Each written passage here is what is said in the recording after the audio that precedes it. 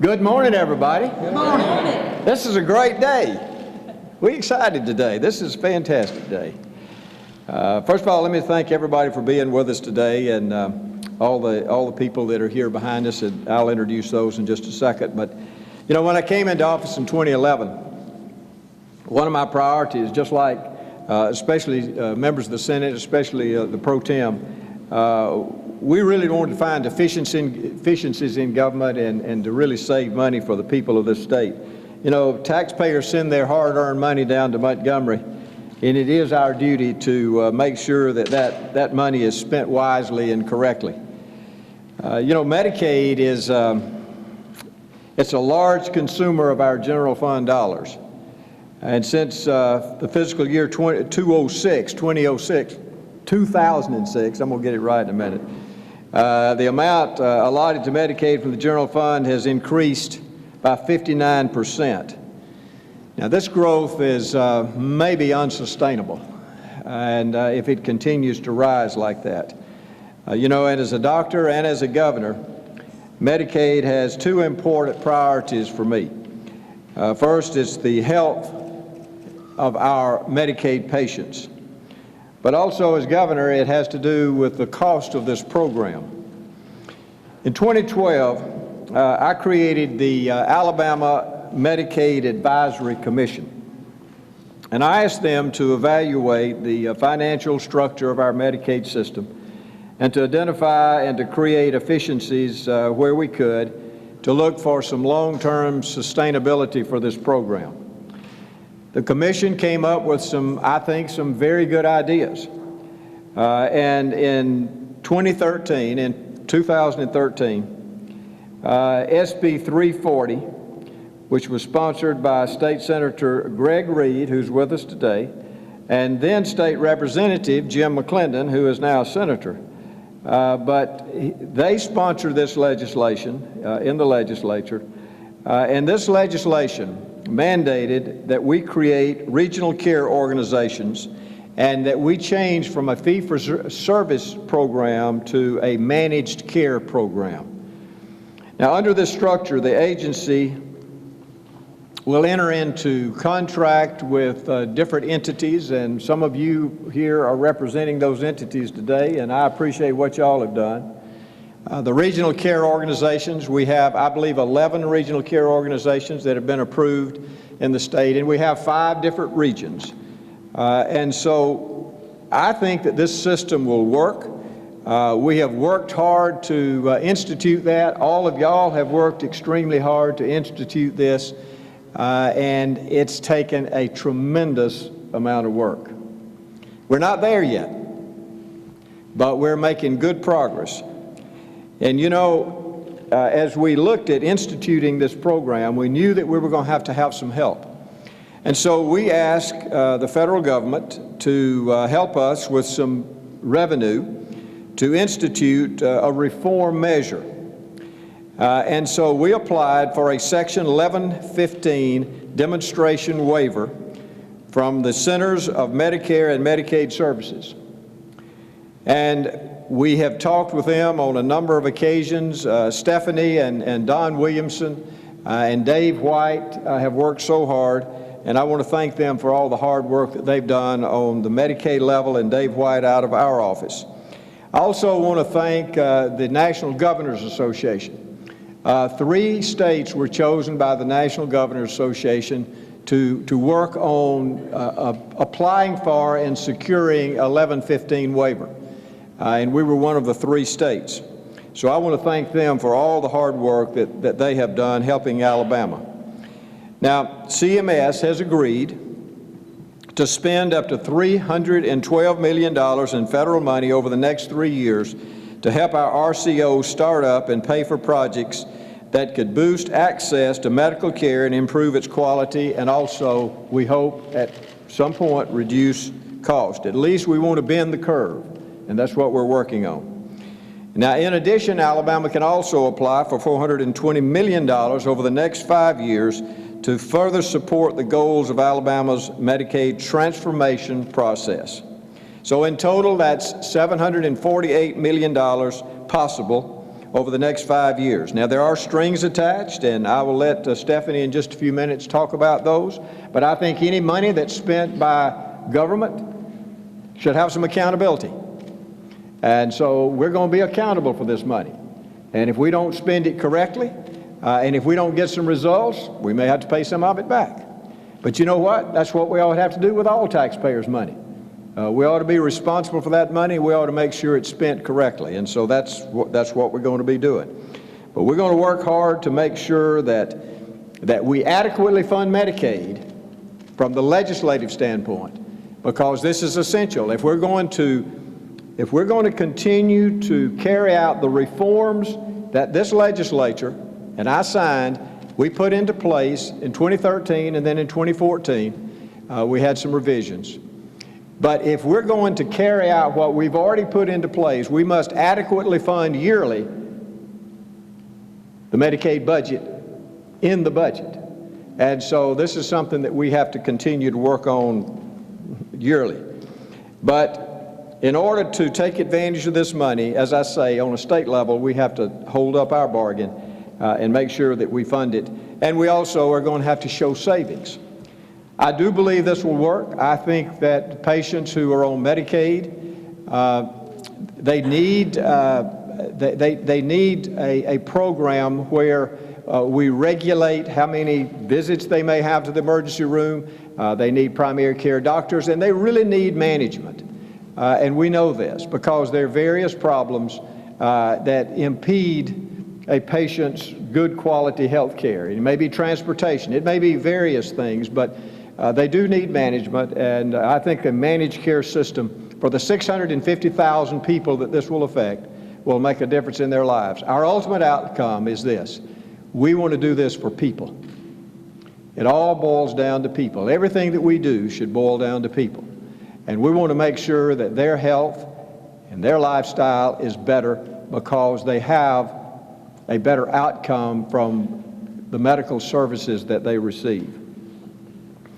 I'm honored to be here today with Stephanie Azar, who has worked so hard. She is our Medicaid Commissioner, and I thank her for what she has done and all the people that have worked in our Medicaid agency. And as I said, Dave White helped us from the governor's standpoint from our office.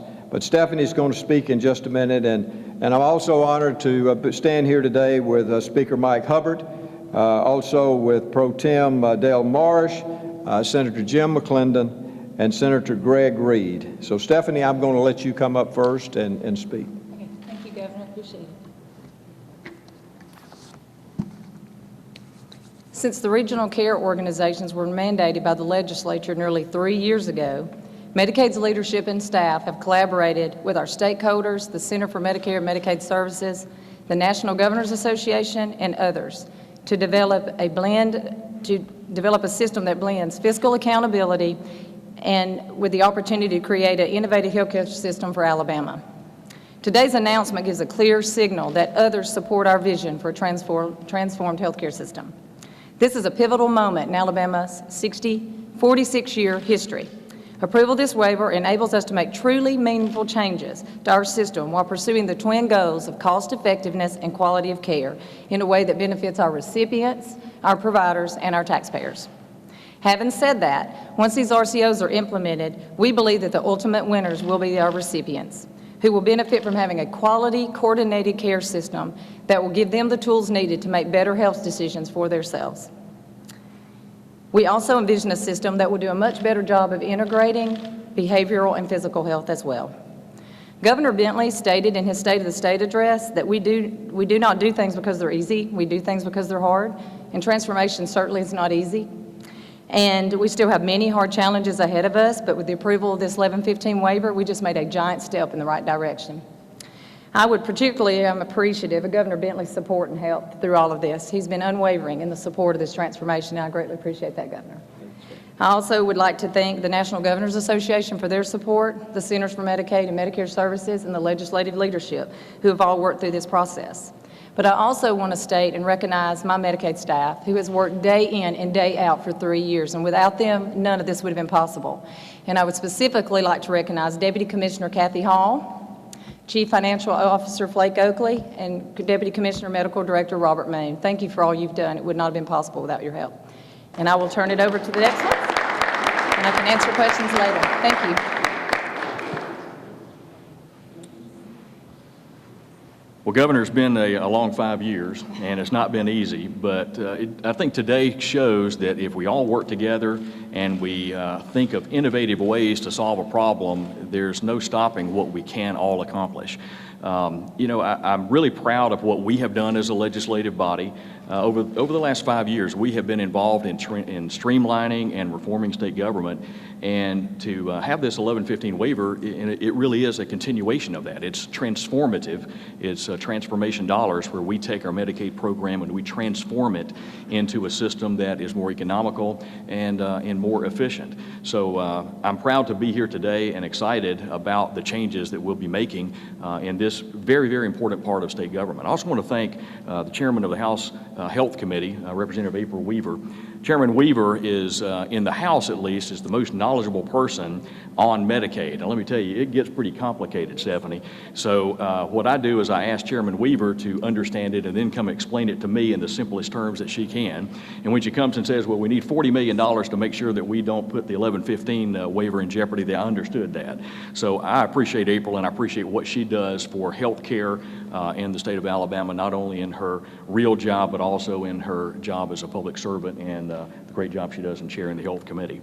I'm also proud of what we have done working together by putting the private sector involved in this, and I think that is a real key to having the private sector involved in this, and the stakeholders who have skin in the game, so to speak, the doctors, the hospitals, to all work together to make this a working plan. And of course, the most important part of it is to make sure that we have more people and we have more access to good health care and improve quality health care in the state of Alabama. That is all of our goals, and I look forward to continuing to be a part of this effort to transform Medicaid and to make it better for the people of the state of Alabama. And now it's my pleasure to introduce a great friend of mine, my colleague from the Senate, President Pro Tem Dale Marsh. Thank you, Mr. Speaker, and it's a pleasure to be here today. And I want to thank the Commission for the work it did, and the Legislature for the work it's done, the Governor for his hard work on this issue. And this waiver is important, but I think it's very important we all realize that this waiver basically is breathing room for us. This problem is not over.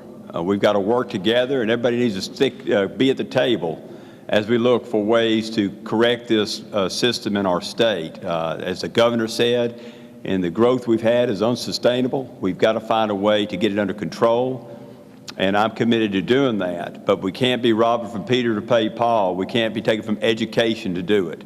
So I'm committed to work with everyone up here to solve this problem, but I ask everybody to stay at the table. Thank you very much.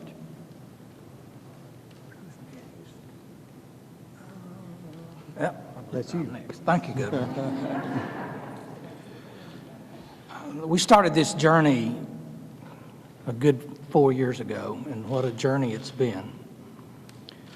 At that time, I was not familiar with a 1115 waiver. However, I became familiar. Let me tell you what it means. It means that Alabama has come up with a new, totally different, unique program to implement the delivery of health care for the less fortunate. There's no other program like it in the nation. Now, with the approval of this waiver, that's the approval of the CMS, the federal government, looking at Alabama, looking at what we've done, and saying, you got a good plan. You've got something different. With the offering of the financial support, that's even a stronger avowal from the feds that we've got something different. Could very well be a model for the nation. I really don't care if it's a model for the nation, but it's going to be a great model for Alabama. Many players came together on this. I can't even begin to name all the people that got involved in this. Of course, the Hospital Association, Medical Association, providers throughout the state. After all this was hammered out in what Senator Reed and I thought were secret meetings, along with Dave White and Dr. Williamson. We thought we were meeting secretly, and I found out from Dane Howard that that was a very big topic on the conference calls, exactly what was going on in our meetings. We finally came up with a plan and a strategy that all of these different components brought together and finally agreed upon. A lot of hammering out was done. Ultimately, with the governor's help, the legislature brought this together and put it in front of the governor, who is very proud to support it. I look forward to the next few years as we begin the final few years and we see these RCOs come into being. We see a revamp in the way health care is delivered and the management, not only of the dollars, but helping the patients find their way through a system that can be very confusing. I look forward to once again working with all the elements, and particularly the legislature, and making sure the legislature comes forward with all the resources that we need to keep this ball rolling. Thank you. Greg? Yes, sir. Well, let me say what a privilege it is for me to be here this morning. Governor, Stephanie, thank you so much for your leadership. Mr. Speaker, Mr. President, Madam Chair, thank you so much for what you've done in giving wise counsel and advice as we move through this process. My buddy and my colleague, Jim McClendon. Jim likes to get up early in the morning, so we met in his office day after day after day at like 6 and 7 in the morning. I wasn't too excited about that, but he called the meeting, and so I showed up. But it was a process to where I had several people say, Senator Reed, why did you pick Medicaid to be a topic you were going to dive into? And I guess the answer to that is Medicaid may have picked me, may have picked us. It was a topic we had to deal with. As the governor said earlier, it was not sustainable to just continue in a fee-for-service model. So as a result, now we've developed a program that now the federal government has said, not only are we going to allow you to do this, but we think you guys have put together a fantastic program. And as a result, we're going to give you an opportunity for $700+ million to make sure that the program is implemented appropriately. And that's about as strong an attitude of advocacy as you could see from the federal government in regards to what we're trying to do for all the right reasons. When we started this process and when I brought the legislation to the floor of the Alabama Senate, the thing that I said right off the bat is that we wanted to do 3 things with this legislation. Number 1 is deliver higher quality health care to Medicaid recipients throughout our state. Number 2 was to put providers that know best how to care for patients in charge of the process of being able to deliver that care. And then number 3 was to protect the Alabama taxpayer so that we would spend the least amount of resource required to be able to provide what was needed by those that were in the Medicaid program. I believe this model does just that, and it will be my privilege to continue working with my colleagues, the governor and Stephanie and others at Medicaid to move this process forward as we need to make sure that not only is it a success today, but will continue to be a success into the future. So thank you so much for the opportunity to speak to you and be with you today. Governor, back to you. Again, let me say thank you for all the people who've been involved in this. I think this is a great day that we've received this. You know, as Senator Reed just said, ultimately we're trying to bend the cost curve because the cost is becoming unsustainable. And so we have to work to do that. The other thing that is very important is this, is we have to deliver quality health care to our patients. We want our patients in this state who are on Medicaid to be healthier. We want to give them the opportunity to better themselves.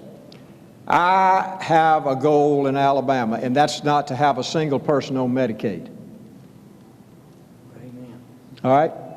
Now, I know that's a goal that's maybe unsustainable right now, or unattainable right now, but if we make people healthier, that will help them become more educated, that will allow them later to get a job and not be on Medicaid.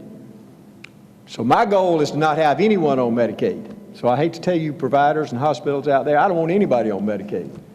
But we know that that's not the case right now. We have to reform our system. And that's what we're doing. And the RCO model is a reformation. And that's what we're here to do, is to reform our system to make it better for our patients primarily.